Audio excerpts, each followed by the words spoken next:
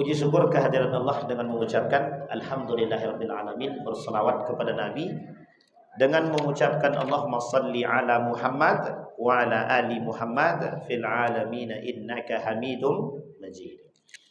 Bapak Ibu sekalian yang berbahagia, bagaimana kabarnya semua Bapak Ibu, sehat? Sehat ya Bapak Ibu ya? Sudah merdeka Bapak Ibu? Ini maksudnya apa nih?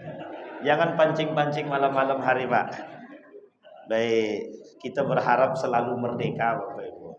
Doa itu yang baik-baik. Tapi beneran belum merdeka? Anggap sudah aja lah. Baik Bapak Ibu sekalian yang berbahagia, di malam hari ini mudah-mudahan Allah berkahi, Allah sehatkan kita semua, insyaallah husnul khatimah. Untuk orang tua kita yang telah mendahului, Allah tempatkan di tempat terbaik di sisinya, Allah terima amal ibadahnya, Allah kumpulkan bersama orang yang saleh, amin ya rabbal alamin. Baik Bapak Ibu sekalian yang berbahagia, malam hari ini kita akan mencoba mengkaji satu buku yang judulnya adalah Masailul Jahiliyah. Buku yang kita bahas malam hari ini tentang persoalan-persoalan jahiliyah pada masanya yang agak nampak kelihatan saatnya. Jadi begini, kalau kita berbicara tentang persoalan jahiliyah, kita harus paham dulu apa arti jahiliyah. Tapi kenapa kita perlu membahas ini? Biar kita tahu karakter-karakter orang-orang jahiliyah pada masanya. Yang ada beberapa karakter Allah abadikan di dalam Al-Quran. Biar kita tahu, biar kita tidak menjadi pengikut jahiliyah. Atau kita tidak jadi orang-orang yang jahiliyah. Yang kita khawatirkan kita pula yang jadi jahiliyah. Jadi Bapak Ibu, ketika saya bertanya kepada salah seorang ulama yang ada di Mekah ketika itu, beberapa waktu yang lalu saya berangkat umrah, dalam halaqah di Masjidil Haram saya tanya, ada seorang ulama kami sedang mengikuti halaqah seorang ulama yang cukup besar, seorang Syekh Kabir, ulama besar. Kami duduk, ada seorang ulama di situ, saya tanya sama beliau. Karena saya baru dihadiahkan buku sama salah seorang, dibelikan buku, kemudian dihadiahkan buat saya. Saya tanya sama beliau tentang persoalan jahiliyah. Syekh, gimana menurut antum tentang persoalan jahiliyah pada saat ini? Beliau jawab, memang unik jawaban beliau. Kata beliau, sekarang itu lebih jahiliyah daripada masa jahiliyah dulu. Awak pun terdiam dengarnya Pak. Lah kok bisa gitu? Apa maksudnya beliau begitu? Saya tanya. Kata beliau, coba tengok sekarang. Jadi kita disuruh melihat. Kalau sekarang ini memang begitu banyak yang diperbincangkan di mana-mana. Tengok sekarang. Orang zaman dulu jahiliyah itu tidak ada Islam. Sekarang Islam pun ikut jahiliyah orang-orang itu. Bukan Islam ya, Muslim ya. Kenapa tidak? Bagaimana tidak jahiliyah? Katanya. Masuk ke dalam Islam. Orang dulu masuk dari dalam Islam langsung jadi mukmin sejati. Ya setidaknya berusaha jadi seorang mukmin yang baik. Kita ambil contoh. Umar bin Khattab masuk Islam. Berubah apa? Drastis. Islam berubah drastis. Apa kata Nabi dalam hadisnya itu? Islam itu akan diperkuat salah satu di antara dua. Satu Abu Jahal, satu Umar bin Khattab. Mendengar kalimat itu dari sahabat dia, langsung Umar masuk Islam. Jadi Umar masuk Islam itu bukan hanya karena surat Toha saja, tapi diperkuat dengan hadis Nabi yang mengatakan kekuatan Islam itu diperkuat oleh salah satu di antara duanya. Mendengar kalimat tersebut menangis Umar bin Khattab, mungkin enggak ya? Langsung datang. Kata Umar kepada sahabatnya, antarkan saya ke rumah, ke tempat Muhammad. Di mana Muhammad sekarang? Di Darul Arqam. Pergi ke Darul Arqam. Sampai ke Darul Arqam itu, asyhadu an la ilaha illallah wa asyhadu anna Muhammadar Rasulullah. Keluar dari tempat Nabi, semua pintu rumah pemimpin Quraisy itu diketoknya. Aku muslim, asyhadu an la ilaha illallah wa asyhadu anna Muhammadar Rasulullah. Itu merinding tuh Pak kalau kita lihat filmnya Umar bin Khattab masuk Islam itu. Itu nampak Islam tuh yang tadinya sembunyi-sembunyi, kata Umar enggak ada lagi. Buka. Yang unik dari sikapnya Umar, setiap umat muslim yang lemah-lemah itu, yang tertindas, langsung dibantu sama dia. Jadi kuat dia. Nah, kembali kepada poin tadi. Waktu sebelum Islam, ini kita ambil Pak ya, kita ambil contoh Umar bin Khattab. Sebelum Islam, apa yang dilakukan oleh Umar bin Khattab? Naik ke Jabal Qubais itu. Jabal Qubais itu Masjidil Haram. Ini Masjidil Haram nih. Di depannya pintu Babu Salam, di sampingnya. Di hadapan pintu Babu Salam itu lurusannya tembus rumah Nabi. Sebelah kanan itu ada namanya Jabal, bukit tinggi yang sekarang jadi apartemen. Di situ namanya Jabal Qubais. Itu kalau Umar bin Khattab naik ke atas Jabal Qubais tuh, kerjaan Umar tuh, kaum Quraisy, siapa di antara kalian yang paling keluar, yang paling kuat, yuk gelut. Nah, itu kalau karakternya Umar bin Khattab tuh, selalu ngajak gelut siapapun. Setiap orang diajaknya kelahi. Tapi waktu itu jahiliyahnya sebatas mereka tidak masuk Islam aja.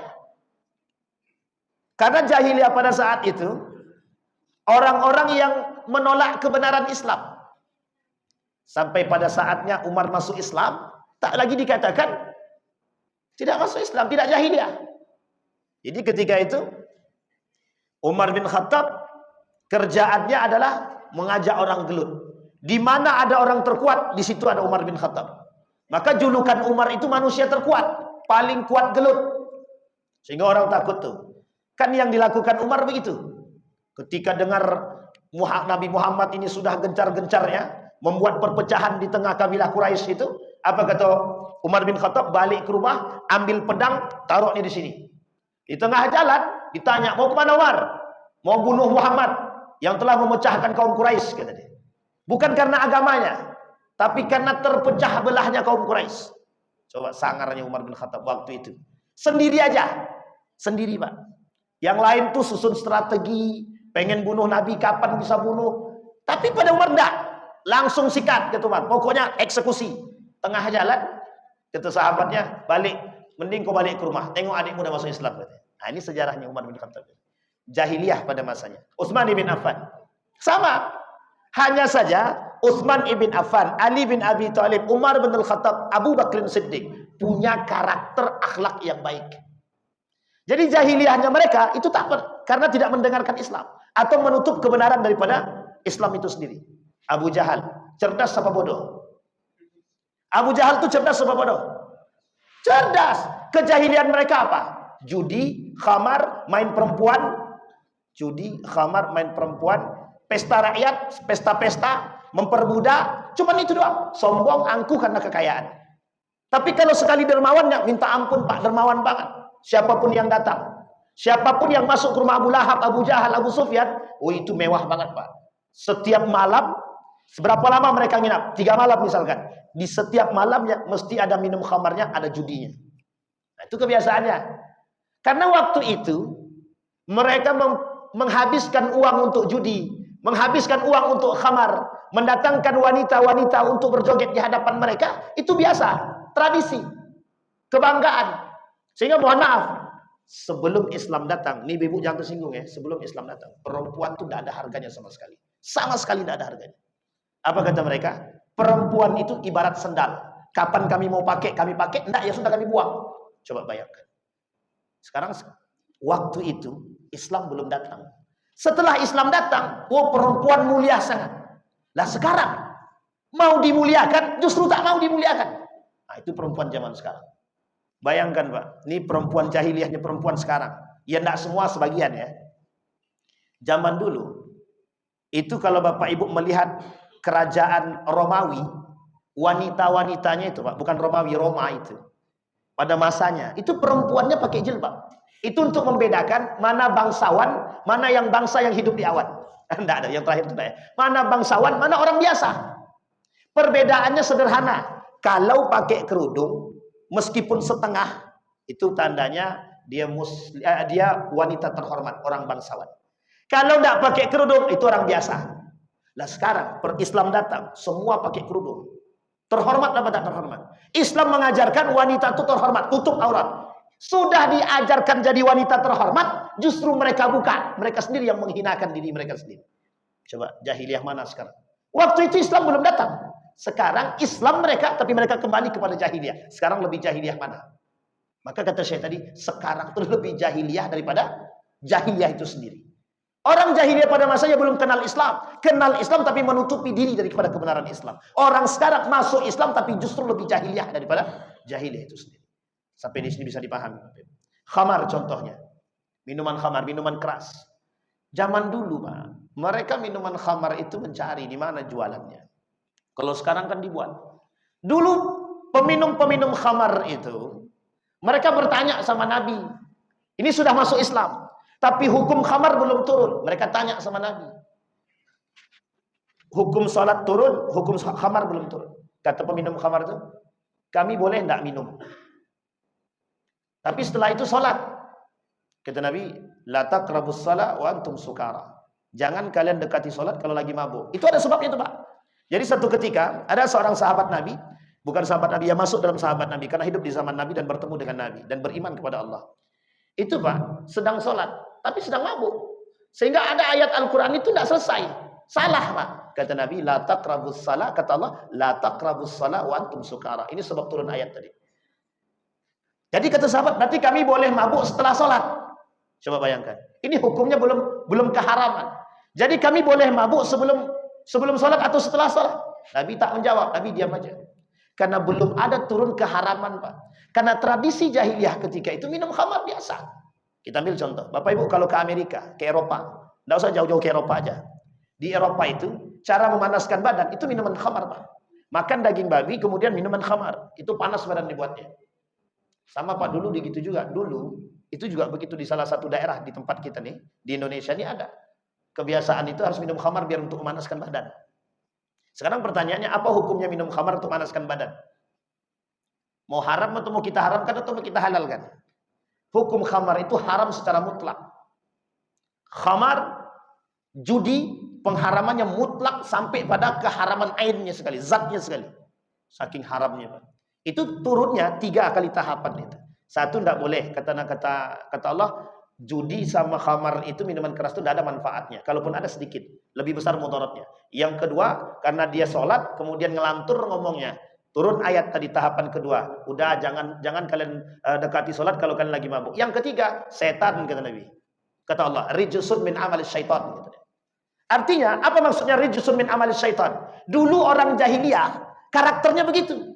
Kata Nabi, kata Allah, hei umat muslim, orang-orang beriman, sudah kalian tinggalkan perbuatan-perbuatan jahiliyah pada masanya. Ini bukan perbuatan orang-orang beriman, bukan. Tapi sekarang berislam deh, mukmin deh, judi oke, khamar jalan. Ada satu lagi yang harus digandeng itu, main perempuan. Itu selalu bertiga, itu selalu akrab tuh, Pak. Kalau ndak judi dia, khamar dia. Kalau ndak khamar dia, main perempuan dia, selingkuh dan lain sebagainya. Nah, saya mau katakan kepada Bapak Ibu, tengok berita itu. Coba tanya di Google itu, data pemain judi online terbesar. Nah, nanti ketemu tuh, Pak. Judi online itu siapa? Rata-rata anak di bawah umur di Indonesia ini pemain judi online dan game online. Anak di bawah umur. Tapi itu muslim semua. Nah, coba lihat sekarang karakter jahiliyah yang nampak di tengah kita. Bandar judi online dibuat bangkrut oleh pemain yang justru ditangkap pemain. Bandar judi yang menyediakan ladang kemaksiatan, harusnya ditangkap, tapi justru yang membuat bangkrut si bosnya itu yang ditangkap. Yang sekarang saya tanya, keblinger itu siapa? Bapak Ibu tahu keblinger itu ya? Yang orang jawab pasti tahu nih. Apa keblinger itu bahasa Indonesianya, Bang? Gitulah, Pak. Pokoknya terbalik lah, gaya berpikirnya terbalik. Begitulah. Coba bayangkan. Masuk akal enggak? Yang menyediakan ladang kemaksiatan tidak ditangkap. Yang menghancurkan kemaksiatan itu yang justru ditangkap. Jadi bahasa sederhananya gini, secara jahiliyah itu. Dulu jahiliyah, jelas mana maksiat, mana yang tidak maksiat itu jelas. Pelaku-pelaku kezaliman jelas hukumannya, yang pelaku kebaikan jelas balasannya. Tapi sekarang enggak. Sekarang tidak. Yang benar justru disalahkan, yang salah justru dibenarkan. Yang kayak gini nih yang disebut dengan jahiliyah, lebih jahiliyah pada masanya. Sampai di sini paham Bapak Ibu ya? Baik. Apa kata Allah dalam Al-Quran? Setidaknya kata Allah, kata para ulama ahlul mufassirin, ulama-ulama Quran itu mengatakan setidaknya ada 4 ayat yang membicarakan tentang karakter jahiliyah di dalam Al-Quran secara spesifik dan disebutkan kejahiliyahannya. Satu kata Allah, wa ta'ifatun qad ahammathum anfusuhum yadhunnuna dhannal jahiliyah. Kata Allah, ada kelompok yang berpikir, yang memperkirakan sesuatu, yang menggunakan akal dia sama seperti orang-orang jahiliyah pada masanya. Sama Pak. Kata orang sekarang, tidak apa-apa kami bermaksiat, kan tinggal taubat. Nah, itu jahiliyah tuh. Zaman dulu tidak begitu Pak. Apa kata mereka? Muhammad, hari ini kami sembah Tuhanmu, besok engkau sembah Tuhan kami. Kata Nabi, lakum dinukum, kata Allah, lakum dinukum waliyadin. Agamamu, agamamu, kau sembah Tuhanmu. Agamaku, agamaku, aku sembah Tuhanku. Ini sebab turunnya ayat Al-Kafirun. Ini sebab turun Pak. Gara-gara orang kafir Quraisy mengajak, hari ini kau sembah Tuhan, kami sembah Tuhanmu, besok kau sembah Tuhan kami. Campur aduk. Apa kata Nabi? Agamamu, agamamu, agamaku, agamaku. Kalian sembah Tuhan kalian, aku sembah Tuhan kami. Pak, waktu itu orang kafir Quraisy ini sadar agama mereka berbeda dengan agama Nabi Muhammad. Agama Nabi Muhammad Islam, agama mereka enggak. Sekarang saya tanya, apa agamanya orang kafir Quraisy itu? Agama nenek moyang. Sekarang saya tanya Bapak Ibu, kita kembalikan ke sejarah negara Republik Indonesia. Sebutkan agama yang ada sejarahnya masuk ke dalam negara Republik Indonesia ini.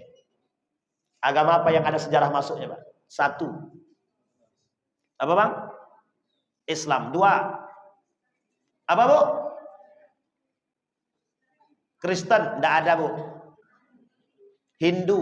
Yang ketiga, Buddha. Tidak ada sejarah. Ibu cari, Bapak Ibu cari dalam sejarah, di mana ada sejarah mengatakan sejarah masuknya Kristen ke Indonesia. Tidak ada. Ke Nusantara, tidak ada. Sampai sini paham ya Pak? Ini sejarah nih Pak, sejarah. Jadi kalau kita kaji sejarah tuh gak akan ketemu Pak. Tapi Islam ada, Hindu ada, Buddha ada. Loh, terus Kristen dari mana datang asalnya? Itu kita tidak bahas Pak. Kapan-kapan kita bahas sejarah itu. Dia lain arah itu. Kembali kepada masa jahiliyah Pak. Nah, sekarang orang saat itu kenal Pak, ini agamanya Muhammad tuh agama Islam. Mereka tidak punya agama Pak. Agama mereka adalah agama nenek moyang. Sama dengan orang asli Melayu pakai sot yang mengakui bahwa Indonesia ini agamanya bukan Hindu, bukan Buddha, bukan Islam. Agamanya adalah animisme. Bukan animisme. Agamanya adalah penghayatan agama nenek moyang. Sampai pada masanya keluar Pak, mereka protes kepada pemerintah negara Republik Indonesia. Pemerintah, kenapa yang diberikan tempat di KTP itu cuma Islam, Buddha, Hindu, Kristen, dan Konghucu? Sementara kami agama penghayatan nenek moyang, kenapa nggak dikasih? Sekarang pertanyaannya, di mana letaknya agama penghayatan nenek moyang itu? Nggak ada Pak. Sama. Orang jahil itu begitu. Mereka tidak punya, kafir Quraisy tidak punya agama Pak. Mereka mengaku agama nenek moyang kami. Pertanyaannya mana? Tidak ada Pak. Datang Islam untuk membenarkan agama yang ada ketika itu 2. Yahudi, Nasrani itu pun baru ditemukan, baru nampak betul ada agama 2 ini yang paling kuat di Madinah, bukan di Mekah.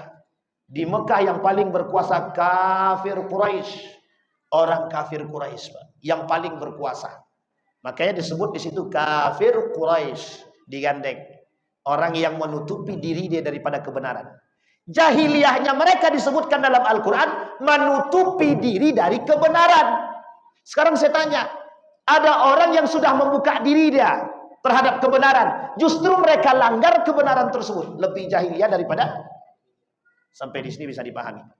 Baik, apa kata Allah dalam Al-Quran? Poin pertama jahiliyah tadi, zannal jahiliyah. Orang yang berpikir sama seperti orang jahiliyah. Sederhananya begini, yang disebut dengan gaya berpikir jahiliyah itu orang yang tidak mengakui kekuasaan Allah, orang yang tidak menghadirkan Allah dalam setiap perbuatan, orang yang merasa diri dia lebih hebat daripada Allah, orang yang mengakui bahwa setiap usahanya karena diri dia bukan karena Allah. Apa lagi? Nah, belajar kok nak. Kalau tidak belajar kok bodoh. Tidak ada Allahnya di situ. Tidak ada Allahnya. Ini ciri-ciri, indikasi jahiliyah pada masanya. Maksudnya apa Bosan? Ciri-ciri orang-orang yang menafikan keberadaan Allah. Saya tanya Bapak Ibu, siapa yang mencerdaskan kita? Manusia belajar atau Allah? Ada orang belajar mati-matian. Saya temukan Pak, kawan saya sendiri. Belajar mati-matian, satu angkatan kami Pak. Oh itu belajarnya rajinnya bukan main. Tapi kelasnya selalu paling terakhir. Ada kawan saya, itu kalau belajar cuma mendengarkan orang bersuara. Saya membaca materi, dia mendengarkan sambil tidur-tiduran. Sambil tidur-tiduran. Nomor 3, panggilan ketiga di satu angkatan 1000 orang. Malam tidak tahajud. Pagi habis sholat subuh baca Quran. Semua aktivitas kami baca Quran di pondok itu.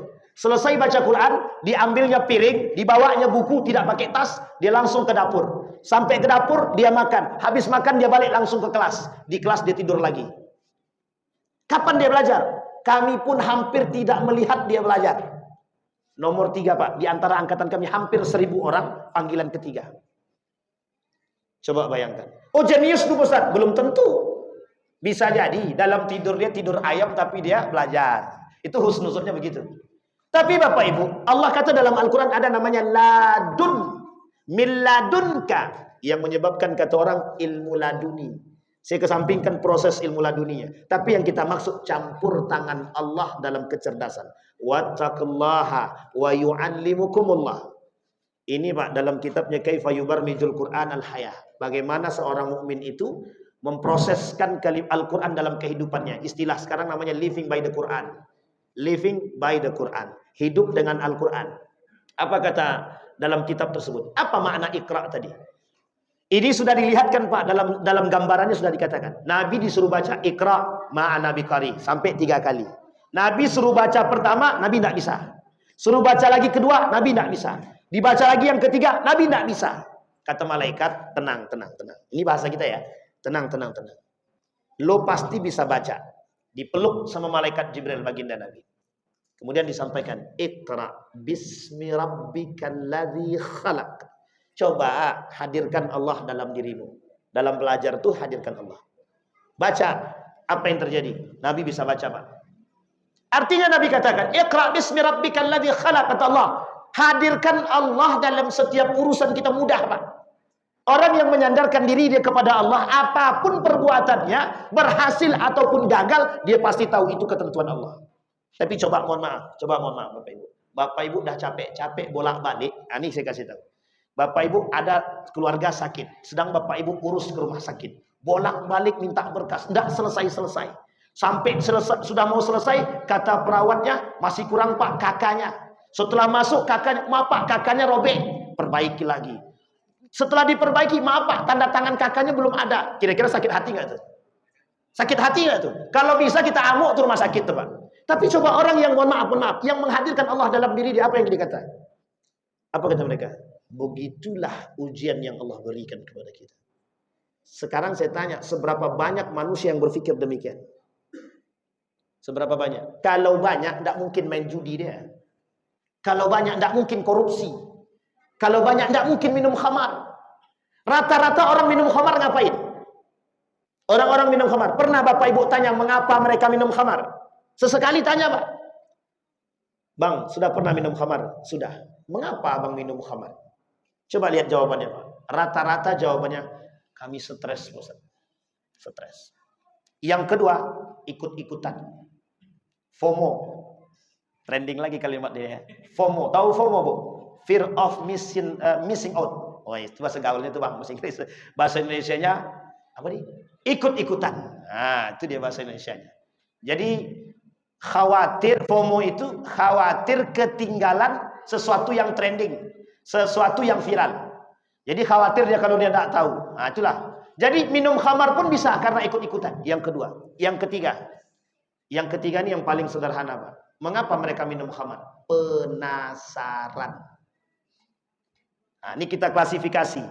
Yang pertama, yang minum khamar gara-gara stres, itu mesti orang punya banyak masalah. Itu di atas 30 tahun ke atas. Rata-rata orang-orang yang sudah punya rumah tangga. Aduh, pusing. Tagihan, PLN, rumah kontrakan, segala macam. Pelariannya nggak tahu kemana. Khamar, Pak. Pelariannya nggak tahu kemana. Judi, Pak. Berharap dengan judi menang. Tahu-tahu ya, makin hancur, Pak. Makin hancur. Sama Pak. Ada orang, mohon maaf, ini jangan tersinggung ya. Ada orang yang kalang kabut dengan kehidupan ekonomi dia. Lari dia ke tempat riba. Dikiranya solusi, makin hancur. Yang tadi rumah tangganya baik, karena main urusan riba di bank konvensional, makin tersiksa hidup dia, Pak. Habis. Nah, jangan tersinggung ya kalau udah sebut merek itu. Nah, itu poin, Pak. Jadi jahiliyahnya di situ, itu jahiliyahnya. Sampai di sini paham. Yang kedua, orang minum khamar itu karena apa? FOMO tadi, ikut-ikutan. Ini saya ambil contoh. Di mana posisi ini, Pak? Posisi ini 30 tahun ke bawah, Pak. Kalau ndak minum khamar, Wan, kalau kau tak minum, ndak asik loh. Kau selalu gabung sama kami. Kami minum, kau ndak minum. Hari ini selamat deh, Pak. Ndaklah, aku ndak mau minum. Besok dicecar lagi, Pak. Alah, kayak gitu aja sedikit, cuman pun ndak akan mabuk dah. Nah, yang kedua, yang ketiga dicecar lagi, Pak. Sampai yang kelima, iyalah minum juga, Pak, akhirnya. Karena posisinya, mau ndak mau, Pak. Yang ketiga, penasaran. Makanya Bapak Ibu, jangan sembarang bicara persoalan judi, persoalan khamar, perzinahan sama anak yang umurnya 20 tahun ke bawah. Jangan. Penasaran mereka sekarang jauh lebih tinggi dari penasaran Bapak Ibu waktu dulu. Kalau Bapak Ibu zaman dulu, nak jangan, ya. Kalau anak sekarang, nak jangan, ditanyanya Pak, kenapa? Karena itu tidak baik. Apa sebab? Sampai capek kita menjawabnya, Pak, tidak akan selesai. Pada akhirnya apa yang mereka lakukan? Mereka ambil HP, buka. Oh, ini tuh yang disebut dengan mohon maaf. Ini yang disebut dengan khamar. Ini yang disebut dengan judi. Apa yang mereka lakukan, Pak? Penasaran. Coba akhirnya tadi kalimat tersebut, Pak. Sampai di sini bisa dipahami, Bapak Ibu ya. Nah, ini poinnya, Pak. Jadi posisi kita sekarang ini memang serba agak sulit. Ini yang disebut dengan dhannal jahiliyah. Gaya berfikirnya jahiliyah. Sudah minum obat? Sudah. Kalau kau tak mau minum obat, kapan kau sembuh? Nah, ini sama. Kita terjebak dalam hal-hal sepele, tapi ternyata dalam urusan seperti ini tidak ada Allah. Jangan sampai seolah-olah kita, mohon maaf, melakukan sesuatu itu karena kehebatan kita. Na'udzubillah. Makanya Bapak Ibu, kata Nabi, kata Allah dalam Al-Quran itu samillah. Mulaikan segala sesuatu itu dengan bismillah. Kalau kata Agim itu dimulai dari, itu dimulai dari diri sendiri ya. Nah, ini dimulai dengan bismillah, Pak. Segala sesuatu. Bismillah ya Allah, aku mau mencuri. Nah, itu tak boleh. Bismillah ya Allah, aku minum khamar, semoga tidak mabuk. Itu tak boleh. Itu jelas bertentangan, Pak. Sampai sini paham ya Bapak Ibu ya. Yang baik dan yang buruk tidak akan bisa bercampur, tidak akan. Ibarat minyak dengan air terpisah, Pak. Tapi kedua-duanya minyak dan air masih baik, Pak. Tapi yang lain tidak baik. Khamar haram, bismillah baik. Kira-kira apa hukumnya orang sebelum berzinah bismillah? Apa hukumnya orang sebelum berjudi dia bismillah? Apa hukumnya sebelum minum khamar tapi bismillah? Nah, ini poin penting. Sama yang dilakukan oleh para pembunuh Utsman ibn Affan, Ali bin Abi Thalib, Umar bin Al-Khattab. Bismillahi Allahu Akbar, ditusuk. Tapi dia pakai nama Allah. Tapi dia membunuh. Yang dibunuh sahabat Nabi yang sudah dapat jaminan masuk surga. Sampai sini paham ya Bapak Ibu. Kembali kepada poinnya. Zaman dulu gaya berfikirnya begitu. Mereka enggak. Mereka benci dengan Islam. Abu Jahal, Abu Lahab, Abu Sufyan, Salman Al-Farisi dulu, Amr bin As. Mereka bukan muslim dulu. Mereka gaya berpikir mereka rasional, Pak. Semua rasional. Dan mereka kembalikan kepada Tuhan-Tuhan nenek moyang mereka yang mohon maaf tak punya kepentingan, yang tidak punya memiliki kehebatan apapun. Tapi tradisi mereka ada. Apa tradisi mereka? Kalau mereka mendapatkan keuntungan yang lebih, mereka buat, Pak, pesta semeriah mungkin. Nah, dalam pesta itu mesti ada 3. Ada judinya, ada khamarnya, ada tarian-tarian biduannya. Sekarang saya tanya, ada kajian tapi ada biduannya. Kira-kira lebih jahiliyah apa tidak lebih jahiliyah itu? Dulu tidak ada Islam, Pak, tapi dibuat begitu. Itu kan di luar konteks Islam. Lah sekarang Muslim mereka campur adukkan sesuatu yang baik dengan yang tidak baik. Itu jelas lebih jahiliyah daripada jahiliyah. Kenapa? Apa mereka tidak mengerti? Sampai sini paham Bapak Ibu? Ini kita ambil contoh sederhana. Orang zaman dulu sebelum Islam datang, tahu mereka mana perempuan, mana laki-laki. Sekarang dicampur adukkannya laki-laki dan perempuan. Apa bedanya kita dengan mereka? Bedanya cuma satu. Dulu mereka tidak Islam, sekarang kita Islam. Itu aja bedanya. Maka Bapak Ibu sekalian yang berbahagia, Kita kenanya di situ. Jahiliyahnya sekarang tuh ya di situ. Sehingga mohon maaf, gaya berpikir sekarang ini lebih tinggi daripada orang-orang jahiliyah dahulu. Padahal orang jahiliyah dahulu bukan bodoh-bodoh juga. Tapi uniknya sekarang, mereka yang mohon maaf, yang mengarahkan kita kepada jahiliyah itu justru mereka yang berilmu tinggi, beragama, justru mengajak kita kepada kejahiliyahan. Sampai di sini paham ya Bapak Ibu ya? Baik. Yang kedua, setelah zannal jahiliyah, yang kedua itu disampaikan oleh Allah dalam Al-Quran itu hukmul jahiliyah, hukum-hukum jahiliyah. Berbicara tentang hukum jahiliyah pada masanya Pak, itu dah jelas Pak. Orang jahiliyah dulu, Islam belum datang, mereka kembalikan hukum kepada nenek moyang, adat istiadat. Jadi semua itu tergantung persoalan adat istiadat. Misal ada yang nikah, kembalikan pada nikah adat, kembalikan kepada tokoh-tokoh saat itu. Misal yang ketika itu yang nikah misalkan kabilah yang biasa mau menikahi kabilah yang kaya. Ini contoh nih, kabilah kelompok yang biasa menengah ke bawah menikah dengan kelompok yang menengah ke atas. Itu lain Pak, ada tradisinya. Kalau mau kau menikah dengan anakku, ada syaratnya. Apa syaratnya? Maharnya harus lebih besar. Ini posisinya Pak. Sebenarnya dia mau katakan, tidak layak engkau nikah dengan anakku. Sampai sini paham Pak? Sekarang ada yang begitu. Muslim dia. Mukmin mengaku orang berislam. Tapi jangan tersinggung Bapak Ibu yang pakai standar untuk anaknya. Kalau kau mau nikahkan anakku, silahkan minimal 100 juta. Itu beda tipis dengan jahiliyah zaman dulu itu. Sampai sini paham Pak ya? Tapi kan kata Nabi, pokoknya mahar terbaik Ustaz. Itu mahar atau bukan? Itu hantaran, bukan mahar. Nah, ada yang mengatakan hantaran itu bisa masuk dalam mahar, ya terserah. Tidak ada masalah, tergantung cara pandang itu. Hanya saja ada orang tidak jadi nikah gara-gara aku cinta sama anak itu. Yang cinta ini yang laki-lakinya hafal Quran 30 juz, baik orangnya.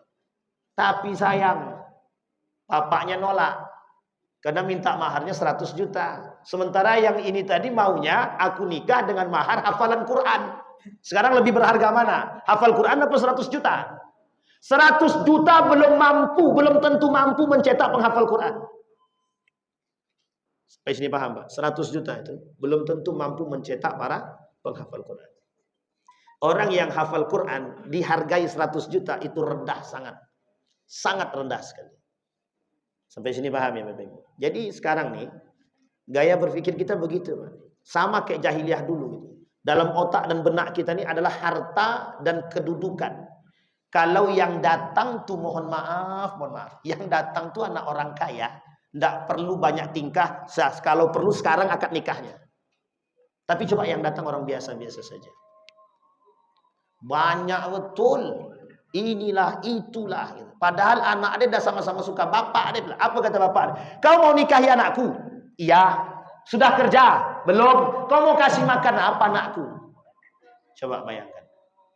Kan tak salah kalau begitu Ustaz. Sebenarnya tak salah. Tapi tengok dulu. Yang datang ini siapa? Kalau yang datang ini orang yang mohon maaf. Memiliki agama yang baik. Seharusnya tidak kita tolak. Kenapa? Karena kita khawatir anak kita tak makan. Pertanyaannya mohon maaf Pak. Yang memberi makan itu siapa? Siapa yang memberi makan anak kita ini sekarang? Bapak Ibu yakin kalau anak-anak kita ini punya rezeki tersendiri? Yakin? Betul. Coba tinggalkan dia. Tinggalkan dia. Kalau memang yakin, ya Allah aku tinggalkan anakku ini, insya Allah ada yang kasih makan. Kalau Bapak Ibu tidak yakin jangan tinggalkan. Tapi kalau yakin tinggalkan. Kenapa saya uji coba Pak? Untuk menguji tingkat keimanan kita. Kita ini sebenarnya yakin apa tidak sama Allah? Saya yakin dalam diri kita hampir 80% kita mengatakan khawatir. Kenapa kita khawatir? Nanti anakku makan bagaimana ya? Coba, kita tidak punya uang, kita khawatir. Tapi kalau kita yakin itu urusan Allah, selesai harusnya kan? Harusnya. Coba bayangkan, ada Nabi Ismail alaihissalam bersama ibunda tercinta, ditinggal oleh Nabi Ibrahim di tempat yang tidak ada manusia. Di padang tandus yang cuma tenda, yang kemudian pembekalannya hanya cukup untuk sepekan. Sekarang saya tanya Bapak Ibu, ada ndak orang sekarang yang bisa hidup tinggal di hutan? Ditinggalin, ndak ada apa-apa, tinggal di hutan. Apalagi anak zaman sekarang Pak, mohon maaf, tinggal di rumah yang sudah ada bahan makanannya pun ndak sanggup dia tinggal. Coba bayangkan. Kenapa? Kita sudah mengajarkan anak itu jauh daripada Allah. Sudah kita ajarkan dari awal. Kita jauhkan mereka daripada Allah. Ini yang disebut dengan karakteristik jahiliyah. Sampai di sini bisa dipahami Bapak Ibu ya. Sekarang pertanyaannya muncul. Kira-kira adakah kita menanamkan karakter seperti ini dalam rumah tangga kita? Itu yang harus Bapak Ibu pahami. Jangan sampai kita yang justru menanamkan yang sifat-sifat karakter jahiliyah ini dalam rumah tangga. Kata anak kita, kata kita kepada anak, kata anaknya begini, Mak, sebentar aku mau sholat dulu. Kata maknya, ntar aja sholat dulu, ntar aja sholat. Kadang anak mau sholat, orang tua yang larang sholat. Kata suaminya, Ibu saya mau ke masjid ya. Kata istrinya, kalau bapak ke masjid siapa yang jaga ini? Sholat di rumah aja lah. Kadang-kadang yang mempengaruhi rumah tangga kita itu begitu. Atau sebaliknya, istri mau ke masjid, kau tak boleh ke masjid sebelum dapat izin dari suami. Gitu. Jadi penguasa rumah itu kan begitu. Jadi seolah-olah hati-hati Pak, hati-hati Bapak Ibu, jangan terjebak dalam persoalan jahiliyah. Apa kata seorang ulama yang bernama Syekh Abdul Razak? Kata Syekh Abdul Razak itu begini. Jangan sampai kita memasukkan nilai-nilai jahiliyah itu pada masanya ke dalam rumah tangga kita, yang pada akhirnya kita mengantarkan mereka kepada kejahiliahan. Justru kita yang menghancurkan Islam di dalam rumah tangga kita sendiri. Coba bayangkan. Apa contoh yang lain? Saya tanya sama Bapak Ibu, lebih banyak mana yang Bapak Ibu berikan kepada anak? Mengajarkan matematika, bahasa Inggris, bahasa Indonesia, atau baca Al-Quran? Itu PR kita bersama. Bapak Ibu jawab sendiri. Kalau seandainya jawaban itu adalah mohon maaf, ternyata lebih banyak yang kita ajarkan matematika, bahasa Indonesia, bahasa Inggris kepada anak, dan porsi Al-Quran itu hanya sedikit yang kita berikan kepada mereka. Mohon maaf, jangan kita terlalu banyak bermimpi untuk menghasilkan generasi-generasi yang takut kepada Allah. Kenapa? Karena kita sendiri yang menjauhkan mereka daripada Al-Quran. Sekarang kita kembalikan. Sudah siap Bapak Ibu memberikan porsi terbaik kepada anak dari urusan agama? Sudah siap atau belum? Kalau belum siap, harus siap-siap. Kenapa? Kalau Bapak Ibu tidak siap, jangan salahkan sekolah. Nak, kau kan sekolah pesantren. Kok kau pulang ke rumah kayak hantu aja? Sekarang jangan salahkan pesantren. Di pesantren mereka sholat, di rumah bagaimana orang tuanya? Kami sholat Mak, tapi mak dan bapak tidak sholat. Kalau kami suruh, kata mak bapak, engkau tuh belum besar lagi. Paham maksudnya Pak? Jangan ngatur orang tua. Yang ada orang tua ngatur anak. Anak ngajak sholat, orang tuanya bilang begitu. Sekarang persoalannya di situ Pak. Sehingga kita sendiri yang terasa sedang membentuk karakter jahiliyah dalam rumah. Gitu. Sampai sini paham ya Bapak Ibu ya. Pokoknya nak, kau belajar yang rajin. Biar nanti kau selesai belajar, sudah pintar, sudah cerdas, dapat kerja. Ada enggak kalimat Allah di situ? Ada enggak kalimat, nak kau belajar yang rajin agar sholatmu bagus? Tidak ada Pak. Kita katakan, nak belajar yang rajin, nanti kau mudah cari pekerjaan. Bapak Ibu tengok sekarang, berapa banyak pengangguran-pengangguran itu. Yang S1, S2. Pengangguran kan? Pengangguran. Pertanyaannya diawali dengan apa mereka? Mohon maaf Pak. Karena kita jauh daripada agama. Seolah-olah mohon maaf, ilmu yang kita dapat tidak dihargai oleh siapapun. Kita melas kepada manusia. Mohon maaf Pak, kata guru saya, orang berilmu haram hukumnya ngemis pekerjaan. Orang berilmu haram hukumnya mengemis pekerjaan. Mengemis ya, kalau mencari boleh, tapi mengemis pekerjaan hukumnya haram. Kenapa saya katakan demikian? Hari ini orang yang berilmu seharusnya mampu merubah diri dia. Apalagi kalau dia berilmu dengan beriman. Maka kita kembalikan Pak, poin orang berilmu harus digandeng dengan keimanan. Kalau tidak beriman dia selesai urusan kita Pak. Sudah pengangguran, tidak punya iman, sholat jarang, apa yang nak kita banggakan lagi? Mati ketika itu, kira-kira surga atau neraka? Nah, jawablah masing-masing kan. Baik Bapak Ibu sekalian yang berbahagia. Boleh, terakhir. Silakan Pak. Ustaz, saya mau bertanya. Boleh. Ada sebuah perkumpulan, saya tidak menyebutkan apa nama perkumpulannya. Mereka melakukan iuran. Nanti uang yang terkumpul mereka undi. Ada 2 orang yang diberangkatkan umroh. Apakah ini 100% judi atau tidak? Mereka punya perkumpulan. Terus arisan begitu? Bukan, dia kumpul. Waktu dikumpulkan untuk umroh, tapi yang berangkat hanya 2 orang. Yang berangkat 2 orang, yang lain nggak berangkat. Artinya atau apakah yang lain dapat giliran pada waktu yang lain? Oh itu spekulasi kalau gitu. Kalau spekulasi begitu jelas haram itu. Masa kita mau? Tapi begini. Dia ada satu kesepakatan begini. Misal. 1, 2, 3, 4 orang ini. Kita sepakat begini. Pak, kita kumpulkan uang ya. Kita kumpulkan uang.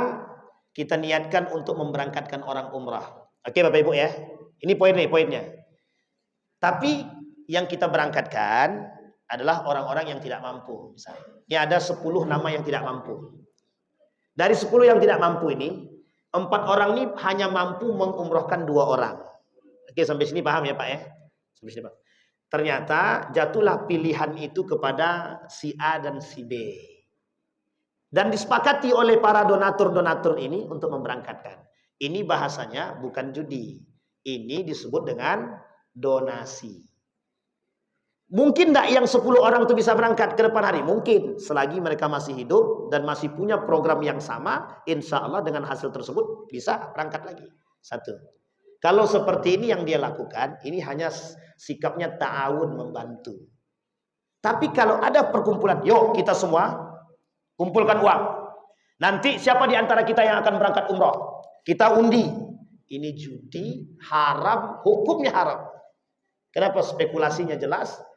Kami mempertaruhkan duit, jadi kita menggunakan duit orang untuk umroh tanpa ada keikhlasan di situ. Kita ambil contoh sederhana begini. Bapak Ibu semua ikut lomba. Nih kita ambil contoh lomba MTQ. Ini kalau seperti ini, kalau. Mudah-mudahan tidak seperti itu. Kita ambil aja ada lomba qiraatul Quran. Ini baca Quran lomba. Peserta pertama sampai ke 7 bayar 700.000 masing-masing. Dijumlahkan 700.000 kali 10 7 juta. 7 juta ini dijadikan hadiah untuk orang yang menang. Hukumnya haram judi. Sekalipun qiraatul Quran. Sampai sini paham? Mereka bertaruh di situ. Sama dengan hal yang tadi. Kalau sifatnya taruhan dengan sikap dengan modelnya gambling begini atau modelnya adalah undian seperti ini atau dengan modelnya cabut undi, yang cabut undi ini tak mendapatkan giliran pada yang lain, maka sebaiknya tinggalkan. Ada yang pertama syubhat, yang kedua haram. Mesti syubhatnya dia akan mengantarkan pada yang haram. Jarang syubhatnya muamalah itu mengantarkan kepada yang baik, itu jarang. Rata-rata syubhatnya muamalah akan mengantarkan kepada yang haram. Saya kira itu, mudah-mudahan ada manfaat bagi kita semua. Fa'tabiru ya ulil absar la'allakum tuflihun. Assalamualaikum warahmatullahi wabarakatuh.